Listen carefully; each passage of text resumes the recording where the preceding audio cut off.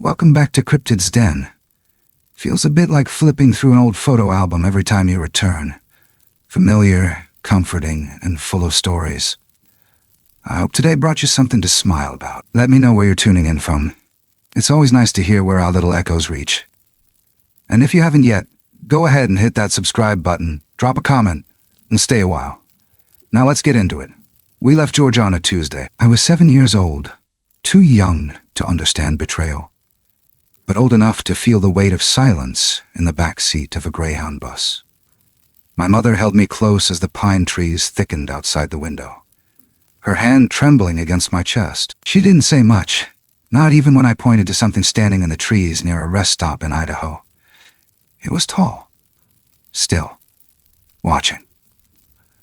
I don't remember if I spoke out loud or only whispered in my mind, "You look lonely too," but it was there, just for a second, before the trees swallowed it again. By the time we reached Montana, the skies had turned steel gray. Willow Creek Ranch sat nestled in the Bitterroot foothills, the house old and wide, with a porch that groaned like it remembered too much. My grandfather, Papa Red, waited for us outside, his hair white, his eyes sharp. He didn't ask why we came. He only said, "You made it back. That's what matters." He smelled like wood smoke and pine resin. Safe things. Things that didn't leave. My first night there? I slept in the upstairs room with a window that faced the timber lot. The trees loomed like quiet giants, and the wind moved through them like a hush meant for someone else. That's when I started dreaming about hands. Long, shaggy fingers pressing gently against the glass. I'd wake up to nothing but fog and the faint scent of moss. But once, just once, there was a smudge. A brown mark shaped like half a hand, left low on the outside pane. Papa Red told me stories after breakfast. He didn't talk down to me the way other grown-ups did. He crouched low beside the hearth, voice low and even, like we were equals. "Ilu," he said. That's what the Salish people called them, the listeners, the watchers, not monsters, not ghosts, something in between. My mother always rolled her eyes when he spoke like that, but she never stopped him either. She knew he had things he needed to pass down. Maybe she hoped some of it would stick to me. Behind the barn, there was an old locked chest. It sat beneath a tarp, forgotten by most, but not by Papa. One morning, he caught me staring at it and smiled a crooked, secretive smile. "You ever hear the name Syra?" he asked. "She wasn't in any book. She's why I don't go past the timberline anymore." He tapped the wood, where the name, Syra, 1982, was carved in uneven letters. She saved me once, or maybe warned me. Hard to say which. My mother found a job nearby, doing wildlife surveys for a local conservation center. It kept her busy, kept her distracted. At night, she'd sit on the porch with a blanket and a beer, and I'd sit beside her, watching the same treetops Papa had warned me about. I don't think she ever saw what I saw. She needed to believe in things she could count and measure. But even then, I could tell. She wanted to believe in something more. Something that might explain why her heart still hurt after my father stopped calling. There was a trail behind the house, one Papa had carved decades earlier, that wound down to Timberline Creek. He showed it to me once, told me not to follow it alone. Said there were things out there that remembered too well. "Well, not dangerous," he whispered. "Just older than we are. Older than our fear." One evening, he handed me a small whistle carved from weathered driftwood. "If you ever get lost, blow it. Not for people, for whatever listens." I wore that whistle around my neck like armor. I didn't understand what it meant yet, but I understood that Papa didn't give it to me for fun. Then on a cold morning in October, he didn't wake up. The house felt wrong after that, quiet in a way that pressed in from the walls. Mama tried to hold herself together, but I'd catch her looking out at the trees, jaw tight, eyes damp. She burned a box of letters in the fire pit and didn't explain why. I only remember her saying, "We don't need to carry everything." And then she kissed my forehead and didn't speak for the rest of the night. That evening, I stood on the porch alone. The wind had picked up, cold and dry, rattling the pines like bones. I held the whistle in my hands and thought about Papa. Thought about the thing I saw by the road. I blew into it once, soft and low. The note trembled through the dark like a question. The next morning, I opened the front door and found my stuffed bear sitting on the step. I'd lost it during the move. Mama swore she packed it, but it had vanished weeks ago. Now it was here, dry, clean, not a leaf on it. I didn't tell anyone, not then. I just held it tight and stared out at the timberline, wondering what else might be listening, and whether it had always been. Wade Collier came into our lives wearing dusty boots and a smile that looked easy, like it had been practiced in a mirror too many times. He showed up the spring after Papa Red passed, driving a weather-worn Silverado with a dent in the passenger door and a cooler of elk jerky he said was his specialty. My mom, Ellie, tried not to blush when he touched her arm, but even I could tell she hadn't been touched like that in a long time. I was 5 then, old enough to notice when grown-ups started pretending too hard. He told stories like a man who knew which parts to polish and which to leave out. My mother laughed more in those early weeks, and I watched her loosen up around the edges, like something inside her finally stopped bracing for impact. Wade ran a cattle operation about 20 miles north of Willow Creek, bigger than our place by a mile. Acres of open field, fences stretching like stitched scars into the hills. I remember the first time we drove out there. His land dipped and swelled like something breathing. There were barns painted red but peeling, machinery scattered in what he called organized chaos, and a smell of hay, diesel, and wet earth that sank into your clothes and stayed. He gave me a horse, a sorrel filly named Dusty, young and skittish, too much horse for a boy my size. But he smiled wide when he handed me the reins like he'd done something heroic. I didn't ride her much. I was scared if I'm being honest, but I thanked him anyway, because that's what you're supposed to do when someone gives you something expensive and expects it to mean love. We moved into his place a few months later. I packed up the whistle Papa gave me, tucked it into the pocket of my coat and zipped it shut. I didn't tell Wade about it. I didn't tell him about the dreams either. The ones where the trees leaned in too close, or where I heard low, groaning breaths outside my window. His house was too big.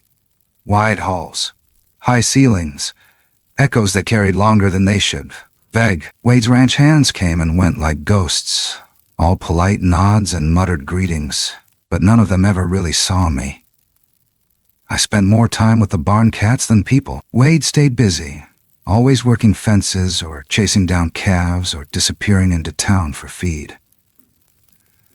When he was home, he'd kiss my mom's cheek, tousle my hair, and turn on the game loud enough that you could hear it from the porch. The land out there touched the edge of the forest, where the trees thickened again, darker than I remembered from Willow Creek. The part he called timberline sat behind a rusted wire fence, overgrown and slumped like even the land didn't want to be near it. Wade warned me to stay away from it, said there were cougars, maybe bears, but his voice had a hitch in it when he said it. Not fear.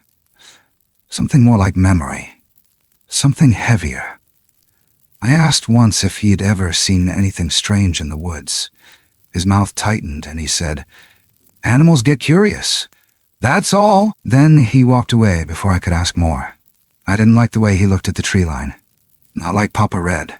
Papa had respected it. Wade looked at it like it owed him something.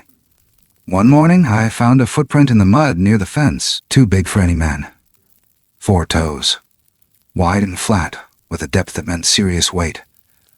I crouched there for a long time, tracing the edges with my finger, heart pounding. The wind picked up and carried the scent of something wild, earth and moss and something sharper. Not foul, but alive in a way the rest of the ranch wasn't. I told one of the hands about it later, but he laughed it off. Probably just a busted bear, he said, but his eyes didn't match his tone. The next week, Wade started installing motion-activated lights along the back pasture. He didn't say why, just told the hands to hurry before the next cold front rolled in. That night, one of the lights went off 3 times between midnight and dawn. He said it was probably a deer. He didn't check the footage. A few days later, I found Dusty restless in the barn. She paced her stall, ears twitching. That night, I sat up in bed, staring out the window. Nothing moved, nothing called. But the feeling was back, that hum beneath my skin like something was too close. I pulled the whistle out of my coat pocket and held it tight in my fist. Then came the morning, Papa's name came back into the house like a draft through a door we'd forgotten to shut. My mom found a letter tucked into one of her old boxes while unpacking. She read it alone at the kitchen table, her face pale and still. She never said what it said, only asked me if I remembered the old chest behind the barn at Willow Creek. I nodded. She told me not to talk to Wade about it. Not yet. That night I heard her and Wade arguing in the kitchen. His voice was low, sharp. Hers, brittle and firm. I don't remember words, just tone. She was scared. He was cornered. Something had broken between them, and neither of them knew how to mend it. After they went to bed, I stepped out onto the porch with the whistle. The moon was full but cloud-choked, and the woods behind the pasture were darker than dark. I blew once. Soft. Steady. Not expecting anything. The next morning, I found a dead rabbit on the steps. Its fur was still warm. No blood, no bite marks, just placed, like an offering. I buried it under the cedar tree behind the barn. I didn't tell anyone, but I watched the woods differently after that. Not with fear, with waiting. And I knew, somehow, that whatever had listened once had never stopped. I was 6 when I started sneaking out to the creek alone. Wade had laid down the law not we moved in. No going past the west fence, no wandering near timberline. And under no circumstances was I to be by the water without an adult. My mom nodded along in front of him, but later she knelt in front of me, took my face in her hands and said, "If it feels safe, you trust your gut, baby. Just come back before the light fades." She said it like a secret she needed to let go of, like she couldn't hold both the fear and the hope at the same time. After Papa read past, the silence around me changed shape. It wasn't peaceful anymore. It pressed in, especially when the house got too quiet, and Wade's voice was the only thing filling the walls. The hands on the ranch kept their distance, friendly enough, but always busy. My mom tried to be everything at once. Wife, worker, mother. And in the middle of that chaos, I drifted. Most days after school, I'd throw my little tackle box over my shoulder, grab the old fishing pole Papa left behind, and cut across the field behind the shed. I didn't go far at first, just enough to feel hidden. The creek bent like a crooked smile near the edge of the tree line, shallow in places, deep in others. The water was cold, clearer than anything I'd ever seen, with tiny black pebbles that clicked under my boots. It became my ritual. Drop the line. Wait. Think about Papa. Listen. I'd hum sometimes, little things I made up, letting the sounds bounce off the water and into the woods. Once or twice, I swore I heard a whistle echo back. Not like a bird, not quite. But I always convinced myself it was wind. One day, while flipping rocks near the bank, I found a feather wedged beneath a flat stone. It wasn't from any bird I knew. Too big, too dark. The shaft was thick, almost like a quill. I turned it over in my hand and looked toward the trees. Something shifted in the shadows. Not fast, not loud, just shifted. Later that week, I brought crackers with me. Just 2, wrapped in a napkin. I ate one and left the other on a smooth patch of stone near the water. Half for me, half for whatever watched. The next day, the cracker was gone. No crumbs, no bite marks. In its place was a polished stone, smooth and flat, the size of my palm. Someone had etched a spiral into it with something sharp, not deep, not careless either. I carried it in my coat pocket for weeks, rubbing it with my thumb whenever Wade's voice got too sharp, or my mom's eyes looked too tired. School was just another thing I survived. The kids weren't mean exactly, but they weren't interested in making space for someone who didn't talk much. I kept to myself, sat by the window, drew trees when I was supposed to do math. The only thing I looked forward to was getting home, slipping out the back, and heading to the water. Some days, I talked aloud. Not to anyone in particular, just to the woods. I'd tell stories about things Papa taught me. About Dusty's bucking fits, or the way the wind carried the scent of snow before it fell. And sometimes, it felt like something was listening. Then came the day I saw it. I was crouched by the creek, sorting stones by shape and color, when I heard a soft splash across the water. Not loud, not threatening, just enough to make me freeze. I looked up and saw a shape, not quite human, not quite animal, hunched beside a fallen log. Its arms were long, resting on its knees, and its body was covered in thick, dark hair. The face was mostly in shadow, but I saw the eyes, wide, unblinking, watching. We stayed like that for maybe 10 seconds. My chest tightened, but I didn't feel scared the way I thought I would. It wasn't a monster. It wasn't even trying to hide. I stood slowly, holding my hands out like I'd seen people do with strays. It didn't move. I picked up a flat stone and skipped it across the creek. It landed with a clean plop. The shape tilted its head, and then, deliberately, it picked up its own stone and did the same. Not as clean, but close. We did that 3 more times before it stood, slow, towering, and backed into the trees without turning its back to me. Gone. The woods swallowed it whole. I ran home breathless, bursting through the kitchen door with leaves in my hair and dirt on my knees. My mom was washing dishes. I tried to tell her. Every word came out in a rush, tumbling over itself. She didn't laugh. She didn't scoff. She turned off the water and knelt down, brushing my cheek. "You tell me when it happens again," she said. "I believe you." She didn't say it loud. Didn't say it for Wade. She said it for me. I didn't go back the next day. I wanted to. Every part of me wanted to. But something about the way it looked at me stuck in my mind. Not fear, not anger, but recognition. Like it knew me, or had been waiting for, and something else. Something deeper. Told me I'd just crossed a line I wouldn't be able to uncross. That night, I dreamed of the spiral. It wasn't carved in stone anymore. It was made of footprints, circling a fire that didn't burn, in a clearing filled with eyes that blinked but never closed. I woke up sweating, clutching the whistle to my chest, and I knew, somehow, that whatever had watched me that day wasn't finished. It had started something. Or maybe I had. Either way, the line between curiosity and something more had begun to blur, and I was already too far from the bank to turn back. The second time I saw him, I brought apples. 2 of them, tucked into my coat pocket, still cool from the kitchen counter. I waited by the creek longer than usual, sitting on a patch of dry moss where the sun broke through the canopy in quiet shafts. The water ran slow that day, dark with autumn leaves, and I could hear the insects still holding on to summer, like they didn't know it was time to let go. My heart thudded in my chest like it did every time I came back here, half with fear, half with something heavier. Something closer to hope. I didn't know if he'd come again. Maybe the last time had been a fluke. Maybe I'd scared him off. When I looked up, he was already there. Not directly in front of me, but close enough.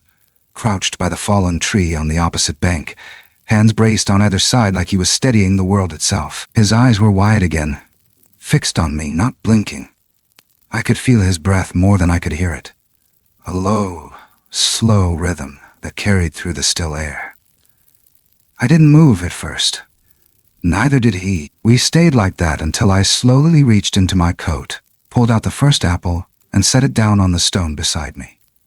Then I nudged it toward the edge of the water with one finger. It rolled once, twice, and stopped. Just waited. He watched me do it. Then tilted his head. The way a dog does when it's listening to something that doesn't make sense but matters anyway.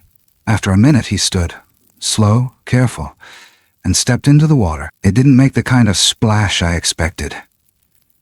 He moved like a shadow made of muscle and instinct. His arms were long, his fingers curled like he wasn't sure what they were for. He crossed halfway, then knelt and picked up the apple. He sniffed it, turned it over in his hands. Then, without taking his eyes off me, he took one bite. The crunch echoed loud and crisp. Juice ran down his chin into the hair on his chest. He chewed slowly, and when he was done, he placed the core back down, stood up, and backed away into the woods. The next day, I brought another apple. This time, when I arrived, he was already there, waiting. Still quiet, still watching. I sat cross-legged and started humming a song I'd made up the summer Papa died, one that only had a tune and no real words. I hummed it soft and slow, letting it float over the creek. He didn't move at first. Then, he reached into a pouch he wore across his shoulder, a kind of crude sling made of bark and dried fiber, and pulled out something, a stone, dark and perfectly smooth. He placed it on the ground near the water and nudged it forward. I crossed knee-deep in the creek, boots soaked through, and picked it up. The weight of it felt like more than stone. I didn't say thank you. I just looked at him and nodded. He nodded back. We started meeting that way almost every day. I'd come with something small, bread, berries, shiny buttons. And he'd bring something back, a tuft of fur, a carved twig, the hollowed end of an old hornet's nest. We didn't talk, not really, but we started naming each other in gestures. I tapped my chest once and said, "Noah." He tried to mimic it, his mouth shaping the sounds, jaw working like the mechanics were unfamiliar. He got as far as, "No." That was enough. When I pointed at him, he tapped his chest too, then made a soft noise like breath pushed through teeth. "Ew." I said it back. He smiled, or something like it. The corners of his eyes softened, the lines of his jaw relaxed. His whole shape seemed to lose tension for just a moment. It felt like being seen without being judged. He loved the sound of water, splashing it, throwing rocks to see the ripples. Once, he dunked his whole head into the creek and came up sputtering, shaking like a dog. I laughed so hard I choked, and that made him snort, which somehow made me laugh harder. We didn't need language. Not the kind that had rules, but there was one thing he didn't like: loud noises. Once, while we were playing, a tree branch cracked somewhere deep in the woods behind him. Sharp, sudden. He dropped everything, crouched low, eyes wide. His ears, hidden beneath thick tufts of hair, twitched toward the sound. He froze like prey. I whispered his name, but he didn't move. Then came the second sound, a low, distant growl, deep and resonant, rising from somewhere I couldn't see. Elu stood slowly, looked back toward the woods, then at me. His face had changed, tightened. Afraid, but not of me, of something else. He stepped back, glanced once more over his shoulder, then bolted into the trees with a speed that didn't seem possible for something that size. I stood there alone, the sun low and gold behind the hills, my breath turning shallow as the light dimmed. I didn't see what made the sound. I didn't have to. I ran home soaking wet, heart pounding, not because I was scared of him, but because he'd looked scared. And something about that was worse. At dinner, I barely touched my food. Wade was rambling about fence repairs, complaining about lazy hands and broken gates. But I wasn't listening. My mom noticed. She always did. She didn't press me, just touched my back as I passed her to wash up. I went to bed with wet hair, the whistle tucked under my pillow, and my mind still back by the creek. That night, I dreamt of the woods burning without fire, just light, flickering between the trees like reflections off water, and something massive moving between them, watching me. Not angry, not kind either, just there, like it had always been. When I woke up, The first light was breaking through my window, pale and cold. I sat up and listened. Not for birds, not for Wade's boots on the floorboards. I listened for the sound Elu made when he laughed, and I didn't hear it. That was the first time I realized I missed him, and that meant I'd already given a part of myself away, a part that wasn't going to come back untouched. It started the way most of our days did, quiet, damp with dew, the sun barely pushing through the trees, and Elu already waiting across the creek. He sat hunched on a boulder, arms resting on his knees, watching the water like it might tell him something. I waded through the shallows to meet him, soaked up to the calves. Not that I cared. My boots were too small by then, but I wore them anyway, laces dragging behind like tails.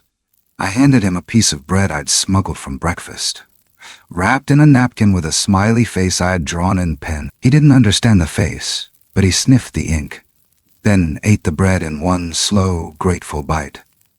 We'd gotten comfortable like that. Half rituals, half instinct, building a language out of rhythm and trust. That day, Elu mimicked my name again, better than before. "Benny," he said, soft and deliberate. His lips moved awkwardly, but his voice had weight, like it had to push its way out of a throat unused to shaping words. I laughed, not at him, but because hearing my name from something like him felt like proof I wasn't making all this up. "I touched my chest," said Benny, then pointed to him. He did the same. "Elu," he said, a little louder, more certain. We stood there grinning like fools, pointing back and forth, naming each other over and over, like the words might anchor us in the real world. I don't know how long we played, skipping rocks, splashing water, drawing patterns in the mud, long enough that the light began to shift, long enough for something behind him to move. A shape. Tall. Still.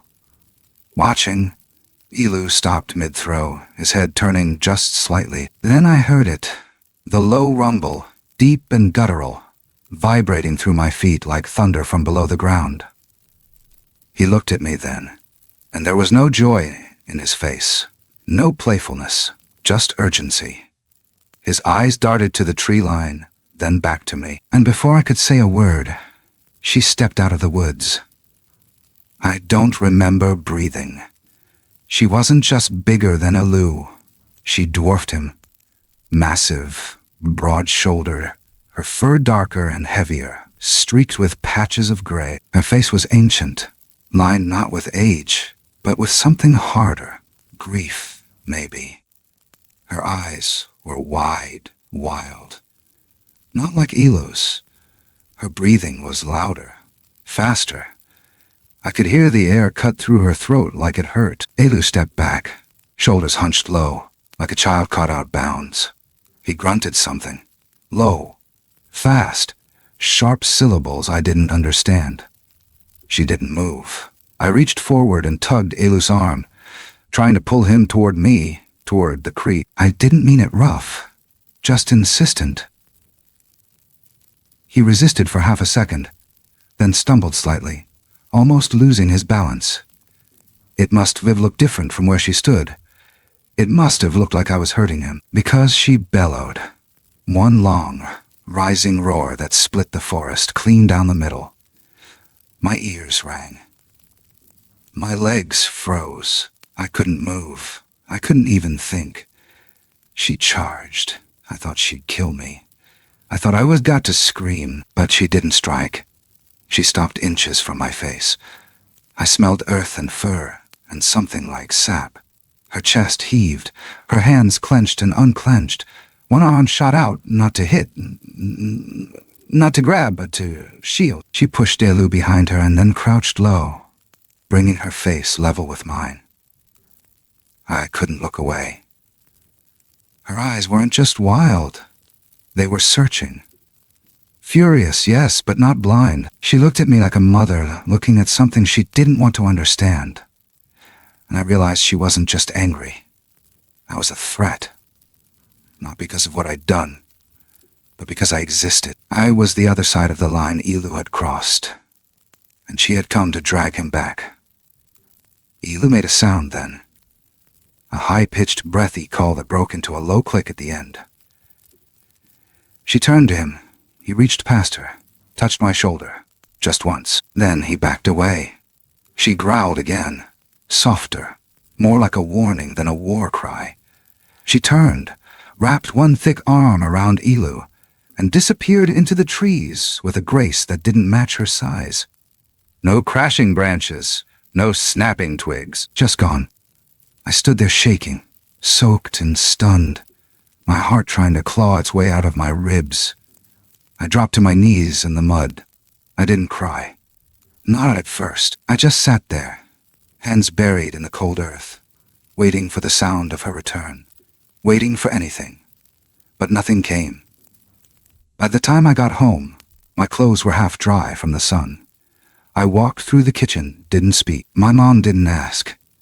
She just followed me with her eyes, saw the way I sat at the edge of the porch, staring at the tree line like I'd seen a ghost that wore a mother's face.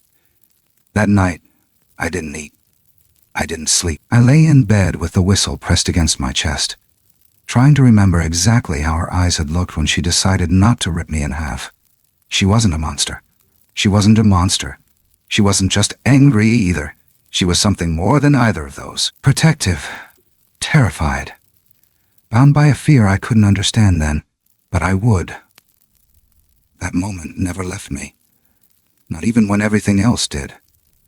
Not even when the world moved on and told me to forget. Because once you've been looked at like that, once you've been measured by something ancient and maternal and grieving, nothing inside you ever fully belongs to the human world again. And I think she knew that. Maybe that's why she spared me. Maybe that's why she took Elu away. Or maybe it was already too late. I didn't tell my mom what happened at the creek right away. I couldn't find the words. Not because I didn't remember. It was burned into me like a brand. But because I didn't know how to explain that what I'd seen wasn't just real. It was sacred. I carried it around for 2 days. Maybe 3. Walking through the house like I'd swallowed something sharp and couldn't spit it out. I didn't eat. I didn't sleep much either. Every time I closed my eyes, I saw her. Elu's mother, lunging through the trees like thunder made of fur and bone. Stopping just short of tearing me in two. I saw her eyes. I saw the way she looked at him, and the way he reached back for me anyway. Eventually I cracked. It happened on a Sunday, when Wade had gone into town for lumber, and the house felt less like a trap. I sat at the table with my mom while she sorted through old mail, hands moving slow, and I just blurted it all out, the whole thing. Elu, the meetings, the gifts, the names, the scream. I thought she'd shut me down. I thought she'd laugh or panic or worse. But she didn't. She just stared, not blinking, not even breathing for a second. And then she slowly pushed the mail aside and reached across the table. Her hand covered mine. "I believe you," she said, and I knew she meant it. Then she whispered something even more surprising. "We have to tell Wade." I didn't understand why. Not at first. But she was already moving, already folding the moment up like it had to be handled, packaged, contained before it unraveled. Wade came back an hour later, arms full of lumber and sawdust, and the first thing he did when he saw us both sitting there, quiet and waiting, was curse under his breath, like he already knew something was wrong. She told him gently. She told him carefully, and I watched the color drain from his face like the blood had turned around and run back to his heart. He sat down hard, leaned back, stared out the window toward the timberline like it might come to life. Then he said something I never expected to hear. I saw one too. The room went still. Even the house seemed to quiet down. "I was 12, he said, voice gravel dry, camping up by Devil's Shoulder with my uncle. Middle of the night, something came into camp. It didn't make a sound, just stood there watching. I tried to wake him, but he wouldn't budge. I thought maybe I dreamed it. Then the next morning, half the food was gone. So was one of the packs, but the firewood had been restacked, tighter, neater, like someone wanted to be helpful, but didn't understand how. He laughed once, bitter and dry. I spent the rest of my life trying to forget that night. Thought maybe if I didn't talk about it, it wouldn't follow me. Then he stood up, and everything about him changed. He wasn't scared anymore. He was angry. Not at me, at the thing. At the memory. And the fear it left behind like an oil slick across the years. "We can't let them stay," he said. "You don't know what they're capable of." I told him she could have hurt me. She didn't. He didn't care. Said maybe next time she wouldn't hold back. Said if there was one, there were more. Said we had to secure the property. That night he rallied the ranch hands. 5 men, armed and restless, followed him with flashlights and rifles toward the creek. I watched from the upstairs window, breath fogging the glass. My mom stood behind me, her arms crossed tight over her chest, face pale with dread. She didn't stop him. I don't think she could have if she tried. Down by the water, I saw the beams of light sweep across the trees. Heard the click of safeties. Then a shot. Just one. Cracked the night wide open. A warning, he said. Meant to scare them off, but it echoed through the valley like a threat carved into stone. I ran outside before she could stop me. I ran down the hill, feet bare, lungs burning. When I got there, they were already turning back. Wade saw me and grabbed my arm hard enough to bruise. Said I was lucky they didn't shoot thinking I was one of them. I didn't hear the rest. I was too busy looking past him into the woods, where the darkness folded in on itself like a closing fist. There was no sign of Elu, no sign of his mother, no footprints, no sound, just absence. After that, Wade set new rules. I wasn't allowed near the creek, not alone. Not ever. He said it was for my safety. Said I should be grateful, but all I felt was shame. Like I'd betrayed something I hadn't even understood fully. Something that had trusted me. That night, I couldn't sleep. I sat on the floor of my closet with a flashlight and the box of keepsakes I'd hidden. Stones, feathers, twigs shaped into spirals, the smooth red apple core I'd dried and wrapped in flannel. I held the whistle Papa gave me and felt the weight of it in my palm. I didn't blow it. Not this time. Not after what we'd done. I didn't cry either. I just sat there, feeling smaller than I'd felt in a long time. Not because I was scared, but because I'd seen something beautiful, something ancient and kind in its own way. And I'd watched the world shove it back into the dark like it didn't deserve to exist. When morning came, I looked out the window and saw nothing but wind in the grass. The world had moved on, but I hadn't, not even close, because I knew they were still out there. And they knew I had chosen the wrong side. Years passed like wind through the trees, constant but easy to ignore if you stopped listening. I grew into my boots, grew into my voice. Learned how to ride Dusty with one hand on the reins and the other resting on my thigh like I'd seen grown ranch hands do. Wade taught me how to mend a fence line, how to shoot a rifle, how to act like nothing mattered more than the property lines he obsessed over. My mom held on to her silence like it was the only thing keeping her sane. The older I got, the more I saw the cracks in her eyes when she watched the tree line. She never spoke of Elu again. Neither did I. But I felt him, still. By the time I turned 15, timberline was more rumor than memory. The fence Wade built along the back pasture had started to sag. Nobody maintained it anymore. Most of the ranch hands were long gone, and Wade didn't trust the new ones enough to bring them near the woods. I knew he was still scared, the way he never walked alone past dusk, the way he'd flinch at any sound he couldn't place. Fear ages some people into bitterness. It aged Wade into stone. But I hadn't forgotten. I hadn't moved on. I just got better at pretending. That fall, I found Papa's old map again. It had been tucked into a hollowed-out panel in the barn wall, one of the places I'd used as a hideout when things in the house got too loud. The paper was yellowed, the edges curled, but the marks were still there. A crude sketch of the land, of the creek, and further still, a circle deep in the woods marked with the symbol he had once called the heart of timberline. I ran my fingers over it like it was something alive. My chest ached just looking at it. That weekend, I packed a small bag and told my mom I was heading to the east pasture to check fence posts. She didn't ask questions. Maybe she knew. Maybe she'd always known I'd find my way back there one day. I didn't take the rifle, just the whistle, Papa's map, and a coil of rope I told myself I wouldn't need. Dusty carried me as far as the edge of the old fence before she froze. Hooves locked in place, ears twitching toward the forest. I didn't force her. I slid off, tied her to a birch tree, with enough slack to run if she had to, then ducked under the rotted wire and disappeared into the trees. It didn't take long for the world to change. The sound shifted first.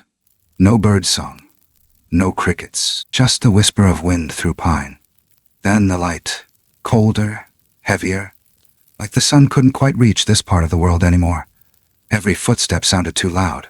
Every breath felt stolen, but I kept moving, using the map as my guide, following the ridgeline until the trees opened up into a clearing I hadn't seen since I was a child. It was still there. The same broad stones, worn by time and weather. The same half-circle of old branches and moss. The spiral was gone, washed away by years of rain and silence, but the shape of it lived in the bones of the space. I stepped into the center, heart hammering, breath shallow. I didn't call out, I just stood there.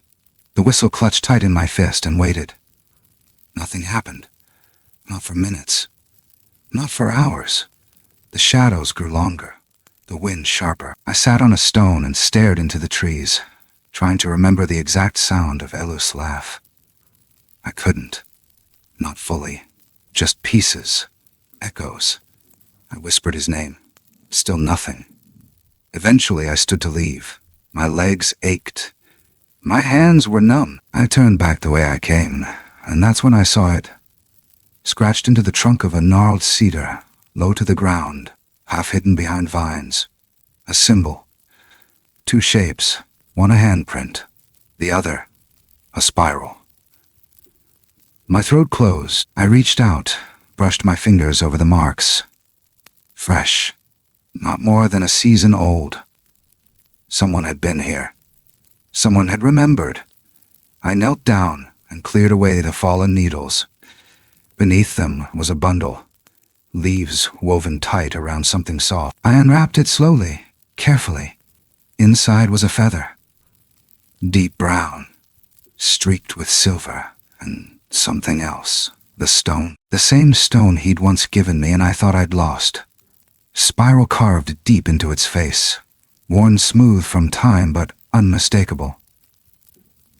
Howdy. I pressed it to my chest, shut my eyes, and for a moment I was 6 again, standing barefoot at the edge of a world no one else believed in. I didn't cry. Not then. I sat there until the sky turned purple, until the air turned cold enough to bite. I left the stone where I'd found it. I left the feather too. I took only the knowledge that he was still out there. That maybe, just maybe, he hadn't given up on me entirely. The trees didn't speak. The wind didn't shift. But something in that clearing changed, and as I walked back to Dusty, as the first stars broke through the thinning light, I could swear I felt it again. That quiet watching, that soft press in the air like breath just behind my shoulder. Not menacing, not quite welcoming either, just present. Like something had seen me come back. And maybe, just maybe, it was waiting. Still. It was late October when I finally told the story out loud. Not to my mom, not even to Elu, who may or may not have still been out there listening. I told it to a microphone in the corner of my quiet kitchen, with my laptop screen glowing and a voice on the other end, Belinda from CRYPTID'S den softly saying, "Go ahead, Noah. Start from wherever you need to." I hadn't planned to. I'd listened to her show for years, lurking in the background like a ghost caller who never found the nerve to dial. But then one night she shared a listener submission. Somebody from Wyoming, talking about a howl in the mountains and the silence that came afterward. And just like that, the memory cracked wide open. Not just the shape of Hila's face or the smell of moss in the clearing. It was deeper, older. A weight behind the lungs that never fully lifted. I couldn't sleep for 3 nights after that, so I sent an email. And now here I was, speaking to the static, my palms sweating, my chest tight, like I was calling something back into the room with me. I didn't hold anything back. I told her everything. About the whistle.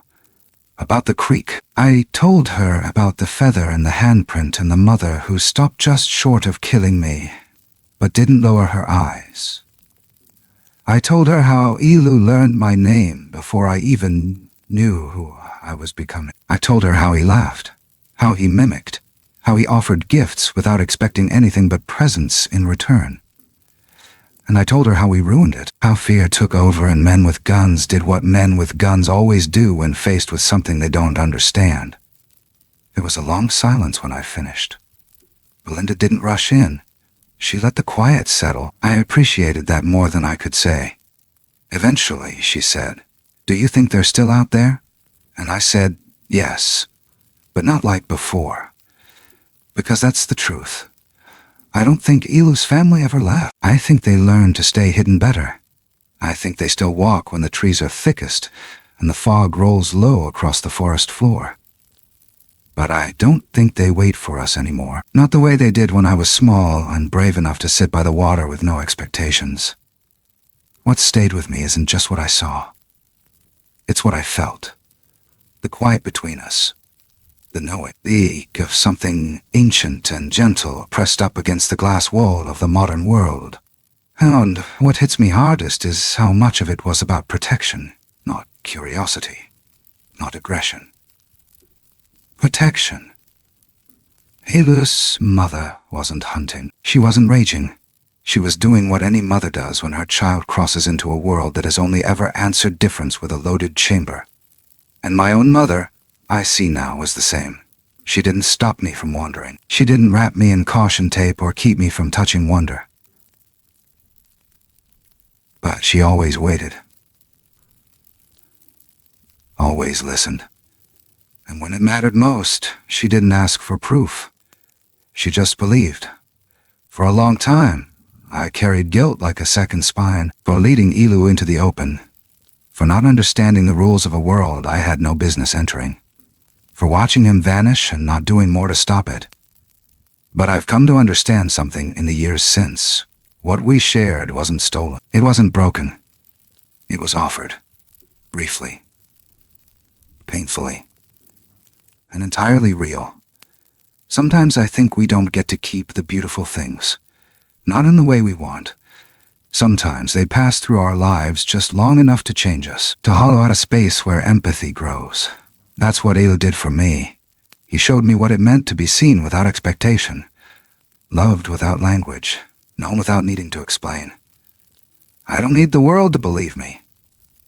Not really. The older I get, the more I understand that most truths don't need to be shouted. They just need to be remembered. And this one, this quiet, wild, impossible thing that happened to a boy no one ever paid much attention to, is the truest thing I know, so I'm saying it now for whoever might be listening, for the ones who still wander the back trails, for the kids who see eyes in the trees and aren't sure whether to run or wave, for the parents who feel something they can't name watching their children grow near the edge of the woods, for the people like me who carry a memory they've never dared to speak aloud. They're not gone. They're not just stories. And maybe, if we learn to listen again, if we learn to be still when it matters, they might step forward once more. Before I ended the recording, I did one last thing. I took the whistle from the drawer. The one Papa gave me all those years ago. It still smells like cedar, like dust and time. I wrapped it in a strip of flannel, slid it into a small tin, and tucked it into the pocket of my old field jacket. The jacket's already in the mail. I sent it to a friend who hikes the Bitterroot backcountry, someone who knows how to walk quiet and wait long. I told him, leave it near the creek. You'll know where. Not because I think Elu will come, but because maybe someone else needs it now. And if they blow it, if they call out into the stillness with a heart not full of fear but of wonder, maybe, just maybe, they won't be alone when the forest answers back. And that's enough for me. Some stories are not meant to be proven. They're meant to be felt, held in the quiet space between disbelief and memory, where logic softens and wonder begins to breathe again. In a world that often rewards noise and speed, there's something quietly radical about simply remembering, about honoring an experience not because it can be measured or mapped, but because it changed you in a way that nothing else ever could. We live in a time where we're told to seek certainty, to dismiss what we cannot explain. But the truth is, some of the most meaningful things we carry, the ones that define us, reshape us, humble us, come from the moments we least expected. A glance held too long, a silence that wasn't empty, a presence you couldn't name but felt in your bones. These are the spaces where mystery and meaning meet. And in those spaces, we're not alone. We never were. There's something deeply human about wanting to be seen. Not for our labels, not for our roles, but for the quiet, aching truth of who we really are. And there's something even more powerful about seeing others in that same rawness, whether they walk on 2 feet or live beyond the language we've built for what is real. Compassion, after all, doesn't ask for credentials. It only asks that we pause, that we look, that we listen. Because maybe the real gift isn't in proving that something extraordinary happened. Maybe the gift is in what it teaches us about ourselves, about the way we treat the unknown, about how we choose to respond to fear, with force or with reverence, and about what we're willing to open ourselves to when no one else is watching. If there's a thread that runs through all of this, it's this: kindness leaves a trace, even in the deepest woods, even in the dark, especially in the dark. So whether you believe in what was shared tonight or not, I hope you take with you the reminder that the world is still vast, that not everything has been cataloged or caught on camera, that wonder is not childish. It's necessary. It keeps the soul awake. It reminds us that there's more to this life than what fits inside a screen or a spreadsheet. And if you've ever felt something watching you just beyond the trees, or heard a sound you couldn't name but somehow trusted, know that you're not crazy. You're just paying attention. You're just alive in a way this world tries hard to make us forget. Thank you for sitting with this story.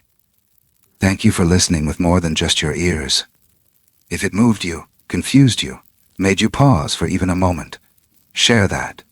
Leave a comment, let us know what it stirred in you. And if you haven't already, hit that subscribe button and join us for the next journey into the unexplained. Because the truth is, we don't tell these stories to close the book. We tell them to keep the door open, just a little, because somewhere out there something is still listening,